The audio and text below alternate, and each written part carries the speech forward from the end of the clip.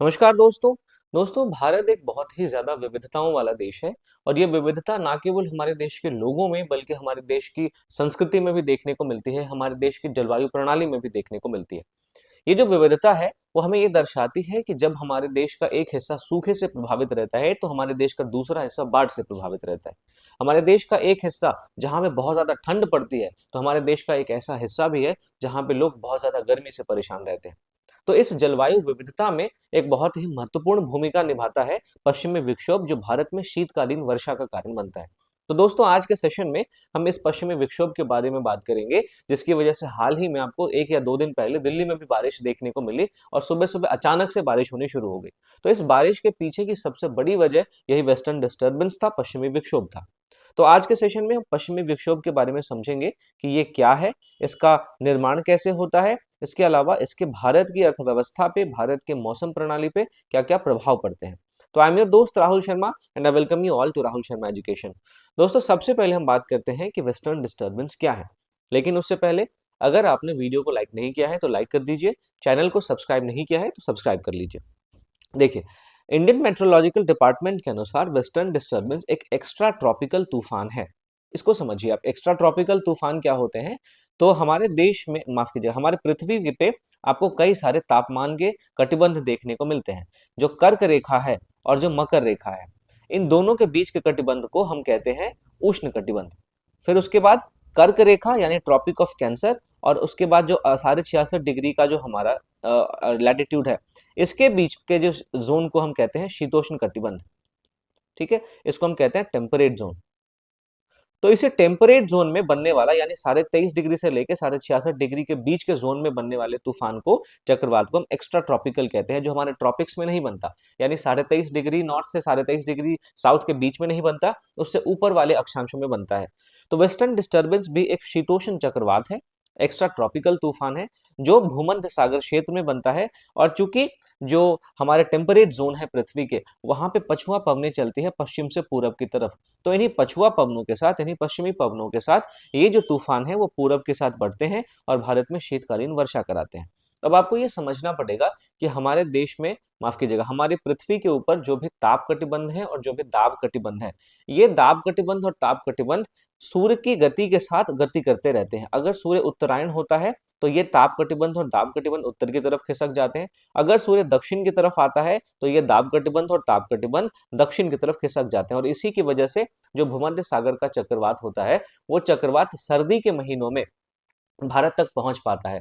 सामान्य वर्षों में आप देखेंगे, गर्मी के महीनों में चूंकि सूर्य उत्तरायण होता है, तो जो प्रेशर बेल्ट्स होते हैं, जो ताप कटिबंध होते हैं, वो उत्तर की तरफ खिसक जाते हैं। तो जो ये शीतोष्ण चक्रवात है, वो भारत के ऊपर से नहीं गुजर पाता। लेकिन जब सूर्य दक्षिणायन होता है, आप देखें ठंड के मौसम में जब सूर्य दक्षिणायन हो जाता है, तो सूर्य के दक्षिणायन होने की वजह से जो तापमान कटिबंध है वो नीचे तक आ जाते हैं। यानी कि जो पहले यहाँ पे थे, अब वो थोड़ा और उत्तरी गोलार्ध में और नीचे तक आ जाते हैं। और नीचे तक आने की वजह से अब ये शीतोष्ण चक्रवात के रास्ते में भारत का उत्तरी क्षेत्र भी पड़ जाता है। और इन्हीं शीतोष्ण चक्रवातों के माध्यम से भारत के उत्तरी क्षेत्र में शीतकाल में वर्षा होती है। तो सबसे पहले आपको ध्यान में ये रखना है कि वेस्टर्न डिस्टर्बेंस एक एक्स्ट्रा ट्रॉपिकल तूफान है। फिर आपको ध्यान में रखना है कि ये भूमध्य सागर क्षेत्र में यानी मेडिटेरेनियन में बढ़ता है। और फिर इसकी जो दिशा होती है वो पश्चिम से पूर्व होती है। और पश्चिम से पूर्व इसलिए होती है क्योंकि ये पछुआ पवनों के प्रभाव में आ जाता है। ठीक बात है। तो ये है वेस्टर्न डिस्टर्बेंस। अगर हम इसकी विशेषता की बात करें, तो ये मानसून से एक अलग वर्षा प्रणाली है। मानसून की जो मानसून प्रणाली जो है, उसकी वजह से हमारे देश में अधिकांश वर्षा होती है। वो आप देखेंगे कि वो और कुछ नहीं है, वो दक्षिण पूर्वी व्यापारिक पवनें, जो कि दक्षिणी गोलार्ध में हमें देखने को मिलती है, इस तरीके से चलती है। तो हमारे देश में एक आईटीसीजेड थार के रेगिस्तान के आसपास बन जाता है, यानी बहुत ही ज्यादा निम्न दाब का क्षेत्र बन जाता है।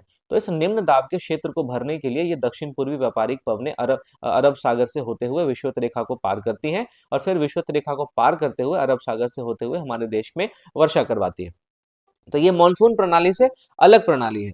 उसके अलावा आप ये समझे कि ये किसी एक मौसम तक सीमित नहीं है। यानी अब ये जो पश्चिमी विक्षोभ है, ये किसी विशेष मौसम तक सीमित नहीं है। हालांकि सर्दियों में ये बहुत ज्यादा सक्रिय हो जाता है। फिर जो नमी है वो मुख्यतः वायुमंडल की ऊपरी परतों में वहन की जाती है, यानी पश्चिमी विक्षोभ के माध्यम से जो वर्षा के लिए नमी चाहिए वो नमी वायुमंडल की ऊपरी परतों में, आप जमीन के आसपास नमी नहीं देखेंगे, ऊपरी परतों में जो नमी है वो ज्यादा वहन की जाती है।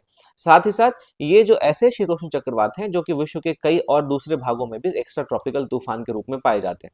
भारत के संदर्भ में इसका महत्व इसलिए हो जाता है क्योंकि शीतकाल में जब बारिश होती है तो उस बारिश के जो प्रभाव हैं उसके मद्देनजर पश्चिमी विक्षोभ भारत की जलवायु के लिए, भारत के मौसम प्रणाली के लिए और भारत की अर्थव्यवस्था के लिए इवन बहुत ज्यादा जरूरी हो जाता है। तो ये हमने समझा सबसे पहले कि पश्चिमी विक्षोभ क्या है। इसमें मैं उम्मीद करता हूं कि आपने ताप कटिबंध और दाब कटिबंध के संबंध को समझा होगा।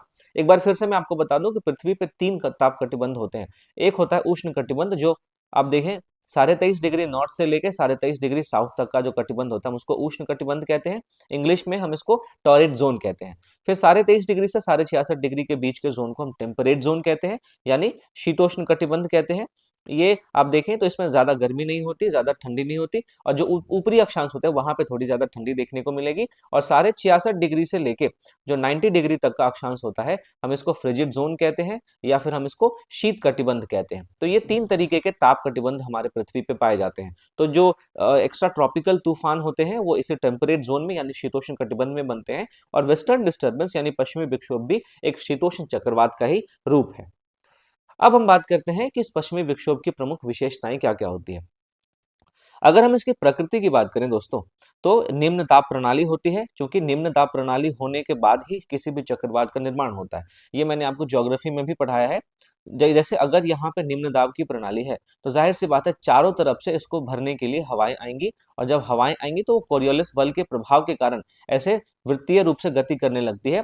तो गोल गोल गति करने की वजह से ये एक चक्रवात का रूप धारण कर लेती है। तो इसकी प्रकृति ये है कि ये निम्न दाब प्रणाली है। साथ ही साथ पश्चिमी विक्षोभ में एक बादल आपको देखने को मिलेगा, मैदानी क्षेत्रों में इसकी वजह से वर्षा देखने को मिलेगी, तो जो ज्यादा ऊंचाई वाले क्षेत्र है वहां पे आपको हिमपात देखने को मिलेगा। ठीक है। इससे प्रभावित क्षेत्रों की अगर हम बात करें तो पश्चिमी हिमालय से काफी प्रभावित होता है। जम्मू कश्मीर, हिमाचल प्रदेश, उत्तराखंड, ये सारे राज्य भी प्रभावित होते हैं। इसके अलावा कुछ मैदानी राज्य भी इससे प्रभावित होते हैं, मसलन पंजाब, हरियाणा, दिल्ली, ये सारे राज्य हैं। इसके अलावा कभी कभी इसका प्रभाव पश्चिमी उत्तर प्रदेश और उत्तरी पाकिस्तान में भी हमें देखने को मिल जाता है। तो ये सारे ऐसे क्षेत्र हैं जो पश्चिमी विक्षोभ की वजह से प्रभावित होते हैं। अब इन क्षेत्रों में जो ज्यादा ऊंचाई पर के क्षेत्र हैं वहां पे हिमपात होता है, और जो मैदानी क्षेत्र हैं वहां पे वर्षा हमें देखने को मिलती है। तो इसके अलावा आप देखें पश्चिमी विक्षोभ का तापमान पे काफी ज्यादा प्रभाव पड़ता है, क्योंकि ठंडी वायु के आगमन से अचानक से तापमान में गिरावट हो जाती है। अगर आप दिल्ली में रह रहे होंगे तो आपने भी इस तापमान में गिरावट को महसूस किया होगा। और कभी कभी विक्षोभ से पहले काफी ज्यादा ताप वृद्धि भी अस्थायी रूप से देखने को मिलती है। साथ ही साथ अगर हम मौसमी सक्रियता की बात करें तो पश्चिमी विक्षोभ दिसंबर से लेकर फरवरी के बीच में ज्यादा सक्रिय रहता है। हालांकि ये दूसरी ऋतुओं में भी घटित हो सकते हैं, हमको इस बात को दिमाग में रखना है। इसके हम कृषि प्रभाव की बात करें तो रबी फसलों के लिए बहुत ज्यादा उपयोगी है। रबी फसलों में आपको देखने को मिलेगा गेहूं है, और भी कई सारी फसलें हैं जिसका नाम आप मुझे कमेंट सेक्शन में जरूर बताएं। इसके साथ जब ये शीतकाल के मौसम में बारिश करवाते हैं तो मिट्टी की नमी को बनाए रखने में काफी सहायक होते हैं। इसके अलावा वायुदाब में उतार चढ़ाव हमें देखने को मिलता है। कोहरा, धुंध, व्यापक बादल का आवरण, ये सारे जो है दृश्य हमें देखने को मिलते हैं जब पश्चिमी विक्षोभ आता है। तो ये हमने समझा पश्चिमी विक्षोभ की विशेषताएं। अब हम समझते हैं कि इसका निर्माण कैसे होता है। इसको हम चरणबद्ध प्रक्रिया के माध्यम से समझते हैं। सबसे पहले इसकी उत्पत्ति होती है भूमध्य सागर में। भूमध्य सागर में इसलिए क्योंकि भूमध्य सागर में आपको सबसे ज्यादा तो एक तो जलवाष्प देखने को मिलेगा। किसी भी चक्रवात की जो शक्ति होती है वो उसमें उपस्थित जलवाष्प से उसको मिलती है। चक्रवात की ऊर्जा का मुख्य कारण ही जलवाष्प होता है। ठीक है। तो जलवाष्प भूमध्य सागर में काफी है, तो भूमध्य सागर में इसकी उत्पत्ति होती है। फिर अब इसकी उत्पत्ति इस तरीके से होती है, देखिए ये है हमारी पृथ्वी। मैं उम्मीद करता हूं दोस्तों कि आपने ज्योग्राफी के बेसिक कॉन्सेप्ट्स पढ़े होंगे, तभी जाकर आप इसको समझ पाएंगे। तो ये हमारी पृथ्वी है। यहाँ पे आप देखेंगे 30-35 का हाई प्रेशर का जोन है, इधर भी 30-35 का हाई प्रेशर का जोन है। फिर आपको 60-65 का लो प्रेशर का जोन मिलता है। तो देखिए इस 60-65 के लो अभी क्या होता है, ठंडी हवा और गर्म हवा जो है ना टेम्परेट जोन में आके मिलती है। जो ध्रुव की तरफ से ठंडी हवा इधर से इधर की तरफ आ रही है विषुवत रेखा की तरफ, और फिर इस हाई प्रेशर से जो लो प्रेशर की तरफ जो हवा जा रही है, अब ये दोनों यहाँ पे ऐसे मिलते हैं। तो इन दोनों के मिलने की वजह से बनता है वाताग्र, जिसको हम कहते हैं फ्रंट। और इसी फ्रंट की वजह से एक लो प्रेशर डेवलप होता है, जो हवाएं ऊपर उठती है, और हवाएं ऊपर उठती है तो फिर एक चक्रवात का निर्माण होता है और बारिश होती है। तो भूमध्य सागर में इसकी उत्पत्ति की वजह यह है कि जो ध्रुव की ठंडी हवा है वो सूरज के दक्षिणायन होने की वजह से और ज्यादा उत्तरी गोलार्ध में नीचे की तरफ आ जाती है, भूमध्य सागर तक आ जाती है। और फिर जो पछुआ पवन है जो 30-35 हाई प्रेशर से आप देखें 60-65 लो प्रेशर की तरफ चलती है, तो ये पछुआ पवन और ध्रुवीय पवन यहाँ पे टकराते हैं, तो इसकी वजह से एक वातागर की स्थिति उत्पन्न होती है, और इसी वातागर की स्थिति की उत्पन्न होने की वजह से इस शीतोष्ण चक्रवात यानी पश्चिमी विक्षोभ का निर्माण होता है। इसके अलावा इसकी दिशा की बात करें तो ये पूर्व की ओर गति करते हैं। ऐसा इसलिए होता है कि पहला कारण तो इसका ये है कि ये पछुआ पवनों के प्रभाव में आ जाते हैं। पछुआ पवन हम किसको कहते हैं? तो जो 30-35 हाई प्रेशर से आप देखें, ये अब मैं आपको ग्लोब बना के दिखाता हूँ। ये हमारी पृथ्वी है, इस पृथ्वी पे ये हमारा 0 डिग्री पे लो प्रेशर होता है। इसके अलावा 30-35 पे आपको हाई प्रेशर देखने को मिलेगा। फिर 60-65 पे सब पोलर लो होता है, यानी उपध्रुवीय निम्न वायुदाब कटिबंध होता है। इस 30-35 वाले हम हाई प्रेशर को उपोष्ण उच्च वायुदाब कटिबंध कहते हैं। तो इस हाई प्रेशर से लो प्रेशर की तरफ एक हवा चलती है, और कोरियोलिस फोर्स की वजह से आप देखेंगे ये थोड़ी सी दाहिने तरफ मुड़ जाती है, क्योंकि फेरेल्स का लॉ ये कहता है कि उत्तरी गोलार्ध में हवा अपने दाईं तरफ विक्षेपित हो जाती है कोरियोलिस बल की वजह से। तो अब आप इसकी अगर दिशा देखेंगे तो ये दिशा धीरे धीरे ऐसे करते करते ये फिर पछुआ पवन की तरफ बन जाती है, पश्चिम से पूर्व इसकी दिशा हो जाती है। ठीक है, तो इसी की वजह से जो पश्चिमी विक्षोभ हैं उनकी दिशा भी पूर्व की तरफ हो जाती है। इसके अलावा इसके दिशा में एक और फैक्टर काम करता है, वो होता है सब ट्रॉपिकल वेस्टर्ली जेट स्ट्रीम। चूंकि इसकी दिशा भी पश्चिम से पूर्व की तरफ होती है, इसलिए इसके साथ साथ ये जो पश्चिमी विक्षोभ है वो भी पूर्व की ओर गति करता है। अब देखिए ईरान अफगानिस्तान की ओर ये अग्रसर होता है जब इसकी उत्पत्ति हो जाती है, उसके बाद ये नमी का अधिग्रहण करता है। भूमध्य सागर में इसकी उत्पत्ति होती है, पूर्व की ओर इसने गति करनी शुरू कर दी।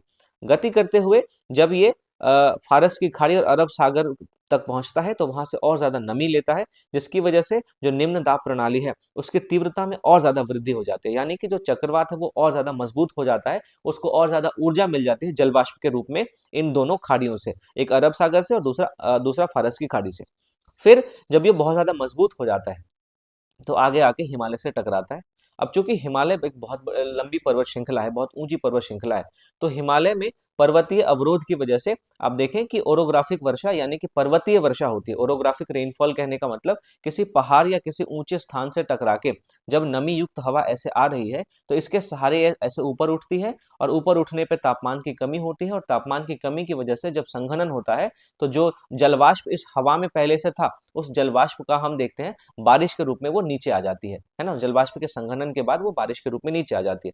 तो हिमालय से टकराने के बाद जो पश्चिमी विक्षोभ में नमी थी उस नमी का संघनन हो जाता है, और फिर पर्वतीय वर्षा हमें देखने को मिलती है। तो मैदानी क्षेत्रों में आपको वर्षा देखने को मिलेगी, क्योंकि मैदानी क्षेत्रों की जो समुद्र तल से ऊंचाई है वो उतनी ज्यादा नहीं होती कि तापमान इस हद तक कम हो जाए कि होने वाली वर्षा जो है जो बर्फ में कन्वर्ट हो जाए। तो मैदानी क्षेत्रों में जो वर्षा है, मैदानी क्षेत्रों में आप देखेंगे ये जो वर्षा के तौर पे सामने आता है, और ऊंचाई पे जो क्षेत्र है वहां पे आपको बर्फबारी यानी हिमपात देखने को मिलता है।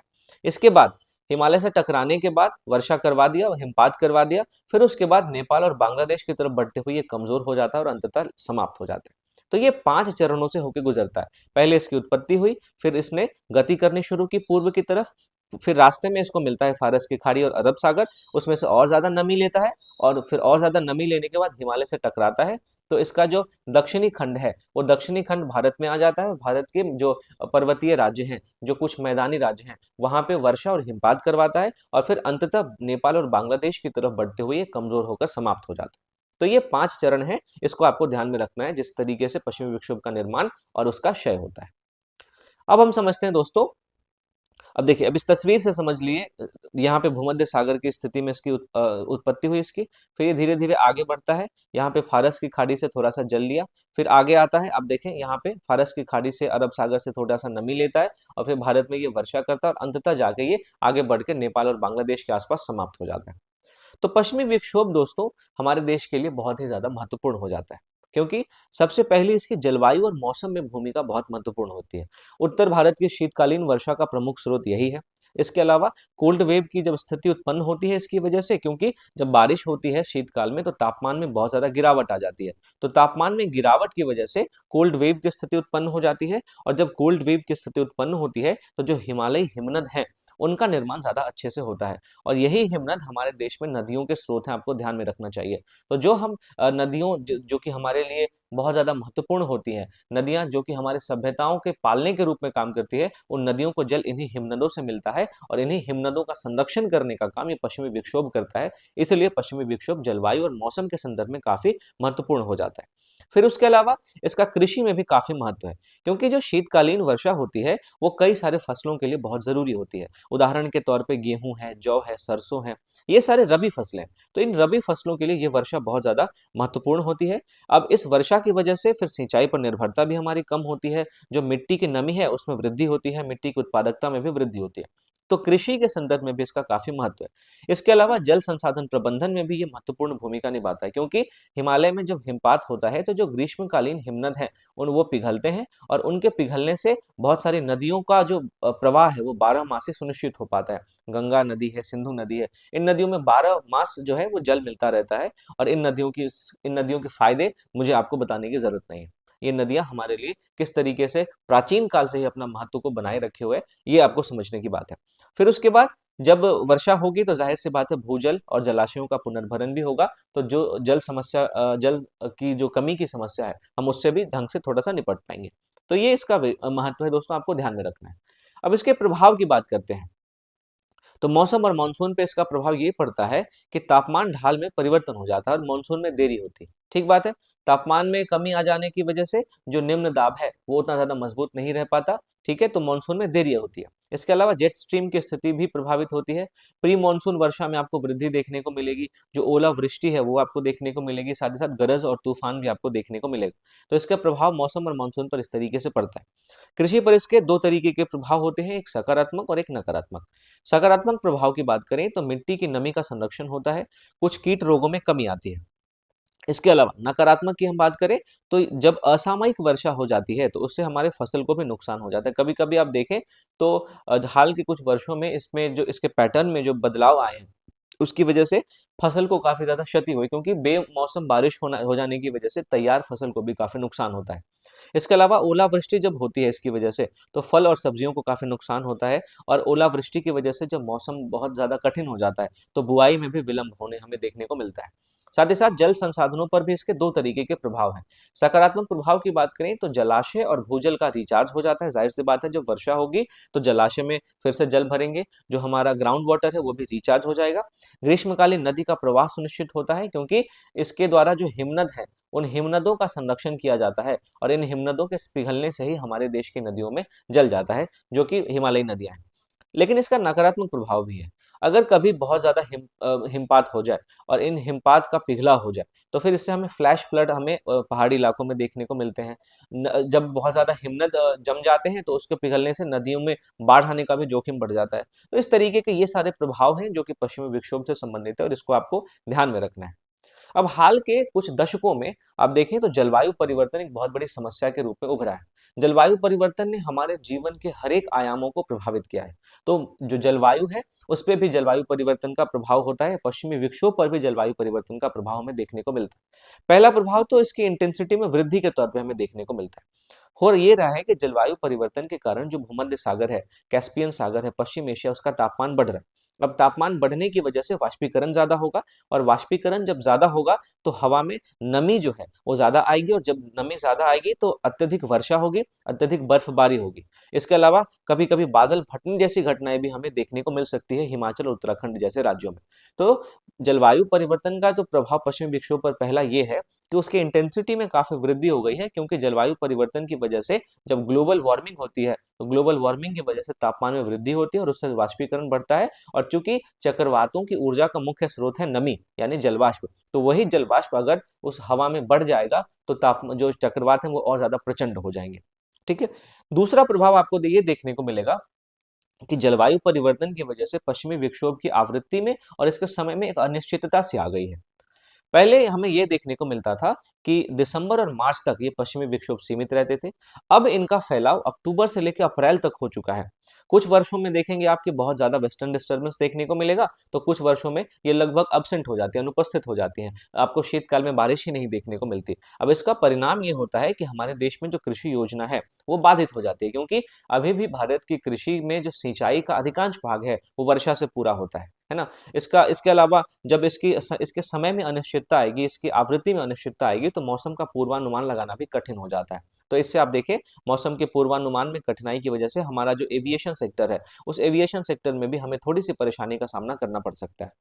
इसके अलावा वर्षा पैटर्न में हमें एक असामान्यता देखने को मिलती है जलवायु परिवर्तन की वजह से पश्चिमी विक्षोभ में।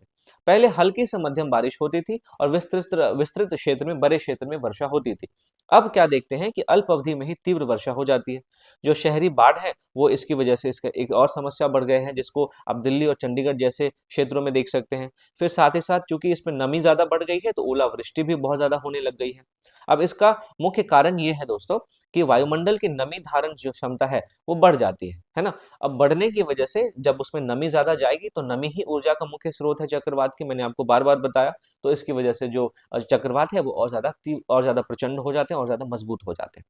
इसके अलावा आप देखें तो हिमालयी हिमनद पर भी इसके जो प्रभाव हैं, उस पे भी जलवायु परिवर्तन का थोड़ा बहुत असर पड़ा है। अधिक वर्षा की जो है, अब देखिए, अधिक वर्षा पहले की तुलना में देखने को मिल रही है, तो बर्फ के बजाय अब बारिश हमें देखने को मिलती है। हिमनद जो है वो तेज पिघलने लग गए हैं, और फिर उसके बाद जो ग्लोफ यानी कि glacier lake outburst flood, glacier के जो ग्लेशियर्स हैं उनके पिघलने से अचानक से जो फ्लैश फ्लड आते हैं, उनका खतरा भी काफी ज्यादा बढ़ गया है। और इसका दीर्घकालिक असर ये होगा कि सिंधु गंगा प्रणाली पर आपको इसका नकारात्मक प्रभाव देखने को मिलेगा। साथ ही साथ आप देखें तो जल सुरक्षा का संकट भी इसकी वजह से देखने को मिल सकता है। साथ ही साथ कृषि पर जो प्रभाव है, वो हमारे लिए बहुत इंपॉर्टेंट है जानना, कि जलवायु परिवर्तन ने पश्चिमी विक्षोभ में जो परिवर्तन किए हैं, उसका कृषि पर क्या प्रभाव पड़ा है।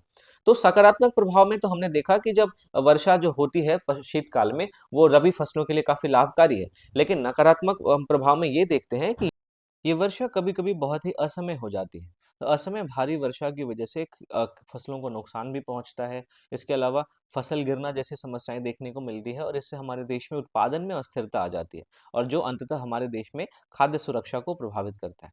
तो इस तरीके से ये कई सारे ऐसे प्रभाव हैं जो हमें जलवायु परिवर्तन के पश्चिमी विक्षोभ पर देखने को मिलते हैं। इसके अलावा जेट स्ट्रीम के व्यवहार में भी जलवायु परिवर्तन हमें देखने को मिलता है। तो कैसे? तो आर्कटिक क्षेत्र तेजी से गर्म हो रहा है ग्लोबल वार्मिंग की वजह से। तो जो तापांतर है, वो घट रहा है। तापांतर कहने का मतलब जो विषुवतीय क्षेत्र है और जो ध्रुवीय क्षेत्र है, इसके बीच में जो तापांतर है, उस तापांतर के घटने की वजह से जो है वो सब ट्रॉपिकल वेस्टर्ली जेट कमजोर हो रहा है, और साथ ही साथ और ज्यादा तरंगित हो रहा है। तो सब ट्रॉपिकल वेस्टर्ली जेट का हमारे इंडिया के क्लाइमेट में बहुत ज्यादा इंपॉर्टेंट रोल है, जिसको मैं जब आपको क्लाइमेटोलॉजी पढ़ाऊंगा, तो वहां मैं इस जेट के बारे में बहुत डिटेल में पढ़ाऊंगा। यहाँ पे आप ये समझिए कि जेट स्ट्रीम के व्यवहार में भी बदलाव इस तरीके से हो रहा है कि विषुवतीय क्षेत्र और जो ध्रुवीय क्षेत्र है, उनके बीच का तापांतर थोड़ा सा कम हो रहा है। आर्कटिक क्षेत्र के बीच का और विषुवतीय क्षेत्र के बीच का तापांतर कम हो रहा है। इसकी वजह से जो सब tropical westerly jet jet stream है, जिसको पछुआ जेट भी कहते हैं, तो ये कमजोर हो रहा है। इसका परिणाम कि जो वेस्टर्न डिस्टर्बेंस है, उसकी गति धीमी हो जा रही है, क्योंकि जब मैंने आपको इसकी गति के बारे में बताया था, तो मैंने दो फैक्टर के बारे में बताया था। एक तो बताया था कि पछुआ पवनों के साथ ये पूर्व की ओर गति करते हैं, और दूसरा मैंने बताया था सब ट्रॉपिकल वेस्टर्ली जेट स्ट्रीम। अब इन्हीं की दिशा भी पश्चिम से पूर्व होती है, तो इनके साथ भी जो पछुआ विक्षोभ हैं, वो गति करते हैं पूर्व की तरफ। तो जब सब ट्रॉपिकल वेस्टर्ली जेट स्ट्रीम ही कमजोर हो जाएंगे, तो जाहिर सी बात है, इनके साथ जो वेस्टर्न डिस्टर्बेंस गति करती थी, वो वेस्टर्न डिस्टर्बेंस की गति भी धीमी हो जाएगी। और जब इस वेस्टर्न डिस्टर्बेंस की गति धीमी हो जाएगी, तो एक तरफ उसमें नमी बढ़ रही है, इसकी गति धीमी हो रही है, तो वर्षा जो है वो लंबे समय तक हमें देखने को मिलेगी। और जो कि हमने हाल के कुछ उदाहरणों में देखा भी है, कि पहले जहाँ दिसंबर से लेके जो मार्च है, यहाँ तब तक आप ये वेस्टर्न डिस्टर्बेंस का प्रभाव देखते थे। अब ये अक्टूबर से लेके आप देखें अप्रैल तक इसका प्रभाव हमें देखने को मिल रहा है। तो इसका एक बड़ा कारण हमारे जेट स्ट्रीम के व्यवहार में बदलाव भी है। ठीक है? तो जब लंबे समय तक वर्षा होगी, तो हमें कई सारे एक्सट्रीम इवेंट्स भी देखने को मिल सकते हैं। तो इस तरीके से दोस्तों, इस पूरी चर्चा के आधार पे हम ये निष्कर्ष निकाल सकते हैं कि पश्चिमी विक्षोभ भारत की शीतकालीन जलवायु की रीढ़ है, जहाँ ये एक और रबी फसलों, हिमनद संरक्षण करती है, नदी प्रवाह के लिए वरदान है। वहीं दूसरी तरफ आप देखें, तो इसकी वजह से कई बार बिना समय की वर्षा भी हो जाती है, बिना समय की ओलावृष्टि भी हो जाती है, और इसकी वजह से बाढ़ जैसी चुनौतियां भी ये उत्पन्न करते हैं। तो जलवायु परिवर्तन के परिप्रेक्ष्य में पश्चिमी विक्षोभ का स्वरूप और आवृत्ति का अध्ययन भारत की खाद्य सुरक्षा के लिए और भारत में जल सुरक्षा के लिए बहुत जरूरी है। तो दोस्तों इस पूरी चर्चा के आधार पे आप इस यूपीएससी एमसीक्यू का जवाब भी दे सकते हैं कि इसमें 4 आपको स्टेटमेंट दिए हुए हैं, इन पे विचार करना है आपको। इसका जो सही आंसर है वो आपको अगले स्लाइड में यहाँ पे देखने को मिल जाएगा, लेकिन मैं आपसे ये गुजारिश करूंगा कि आप इस प्रश्न को खुद ही सॉल्व करें इस पूरे डिस्कशन के आधार पे। और अगर आपको कोई परेशानी होती हो तो लेट मी नो इन दी कमेंट सेक्शन, और इसका आंसर भी आप मुझे कमेंट सेक्शन में जरूर दें। तो दोस्तों इस पूरे चर्चा के बाद मैं उम्मीद करता हूं कि आज का जो ये सेशन है उसमें आपने वेस्टर्न डिस्टर्बेंस के पूरे मैकेनिज्म को समझा होगा, इसके प्रभाव को समझा होगा, कैसे जलवायु परिवर्तन का इस पे प्रभाव पड़ रहा है, कैसे ये हमारे देश की अर्थव्यवस्था के लिए, हमारे देश की जलवायु के लिए बहुत ज़्यादा महत्वपूर्ण है। तो जाने से पहले मैं आपसे एक बार फिर से ये गुजारिश करूंगा कि अगर आपको वीडियो पसंद आई हो तो लाइक ज़रूर करें। अब अगर आपने चैनल को सब्सक्राइब नहीं किया है तो मेरे चैनल को सब्सक्राइब ज़रूर करें और अपने दोस्तों में भी शेयर करें। इसके अलावा इस सेशन के पीडीएफ के लिए मेरे Telegram channel Rahul Sharma current affairs, इसको ज़रूर ज्वाइन करें, जिसका लिंक आपको डिस्क्रिप्शन में मिल जाएगा। तो मिलता हूँ एक और इंटरेस्टिंग टॉपिक के साथ, तब तक के लिए थैंक यू फॉर वॉचिंग।